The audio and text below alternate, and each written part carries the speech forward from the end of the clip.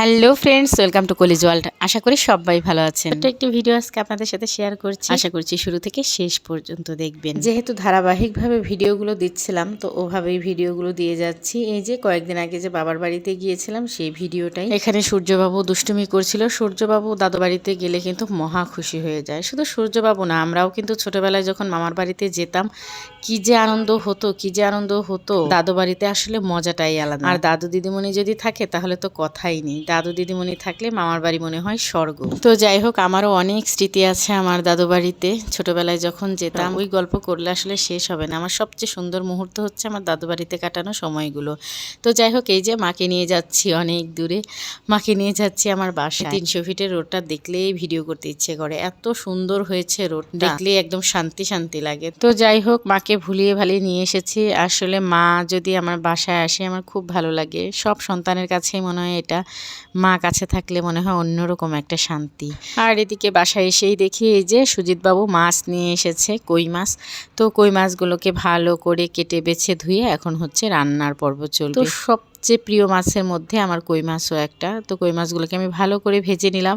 আর কই মাছ কে কীভাবে রান্না করেন জানি না, অনেকের রান্নাই দেখি খুব সুন্দর করে কই মাছ রান্না করেন। তবে আমার কাছে মনে হয় কি জানেন, কই মাছের জন্মই হয়েছে ফুলকপির জন্য। ফুলকপি দিয়ে কই মাছ রান্না অন্য কোনো রান্নার টেস্টের সাথেই মিলবে না। অবশ্যই এটা আমি আমার ব্যক্তিগত ভালো লাগার কথা বললাম, আপনাদের অন্যভাবেও ভালো লাগতে পারে, কারণ কই মাছের অনেক ধরনের রেসিপি আছে। তো যাই হোক, জিরে ফোড়ন দিয়ে পেঁয়াজ কুচি দিয়ে দিয়েছি, তার মধ্যে দিয়ে দিয়েছি লবণ, হলুদ, মরিচ, জিরে বাটা, ধনিয়া গুঁড়ো, এই সব মশলা দিয়ে ভালো করে অনেকক্ষণ কষিয়ে নিয়েছি। তারপর এখন আমি দিয়ে দিয়েছি এর মধ্যে ফুলকপি আর আলু আর ফুলকপি আমি ভেজে রেখেছিলাম আলাদা করে, তো ভাবলাম কষানোর মধ্যেই দিয়ে দিই। অনেক সময় কিন্তু ঝোলটা ফুটে আসলে ভাজা ফুলকপি আর আলু দিয়ে দিই। তো এক এক সময় এক এক রকম করি আর কি, যেহেতু রান্নাটা নিজের হাতেই, তো তখন নিজের ইচ্ছে মতোই কিন্তু করা যায়।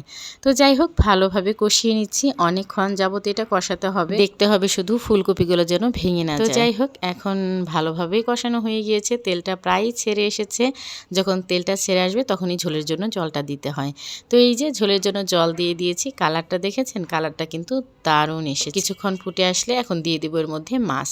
তো ভাজা মাছগুলো দিয়ে দিচ্ছি। ভাজা মাছগুলোর মধ্যে একটা আছে একদম তেরা বেঁকা। তো কই মাছ কিন্তু ভাজার সময় একদম বেঁকে যায়। একটা রিলস দিয়েছিলাম, কিছু মানুষকে আসলে সোজা করা যায় না, কথাটা কিন্তু একদম সত্য। আমাদের সমাজে কিছু মানুষ আছে যারা সব সময়ই বাঁকা থাকে। তাদেরকে আপনি যত যাই বলেন, যত যাই কিছু বোঝান না কেন, তারা কিন্তু কখনো এরকম সোজা হবে না।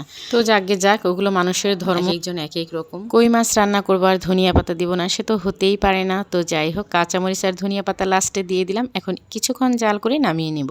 আরও অনেক কিছু রান্নাবান্না ছিল, তো সব রান্নাবান্না এক ভিডিওতে দিলাম না, দিলে অনেক বড় হয়ে যাচ্ছিল। তো যাই হোক, সবাই ভালো থাকবেন। আর আজকের ভিডিওটি কেমন লাগলো জানাবেন। Bye bye, tata.